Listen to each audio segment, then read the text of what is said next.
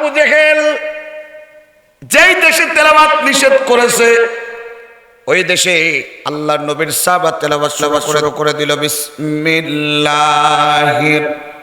রহমানির রহিম আর রহমান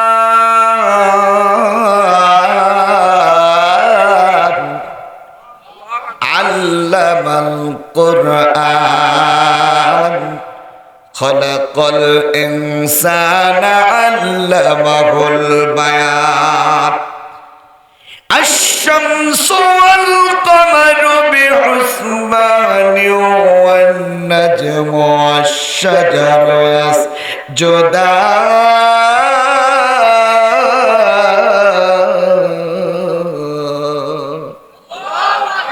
কষ্ট হয়, কষ্ট তো হবে, কষ্ট হবে না কেন? কষ্ট পাওয়ার পর কেন বলেন যে কষ্ট হয় না? বলেন যে কষ্ট হয়, তাও হয় না। আর মাত্র 20 মিনিট পর 12টা বেজে যাবে। 5টা মিনিট আলোচনা করার পর দোয়া করছে। লক্ষ্য করেন আল্লাহর নবীর সাহাবা চোখ বুঝে তেলাওয়াত করতেছে, চোখ খুলে দেখতেছে চারি সাইডে মানুষ তেলাওয়াত শোনার জন্য দাঁড়িয়ে গেছে। সুবহানাল্লাহ।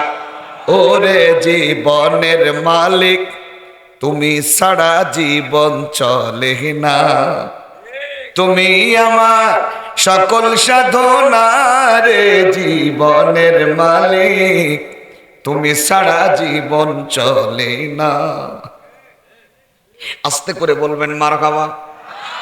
এ জীবন চলার জন্য কোরআন দিয়ে করলে ধন্য, নবীর হাদিস বলতে পারি না রে জীবনের মালিক তুমি ছাড়া জীবন চলে না। চক্ষু দিলেন দেখার জন্য, কান দিলেন কিসের জন্য? হাতি দিলেন, মুখে দিলেন, দিলেন দুটি পারে জীবনের মালিক তুমি ছাড়া জীবন চলে না।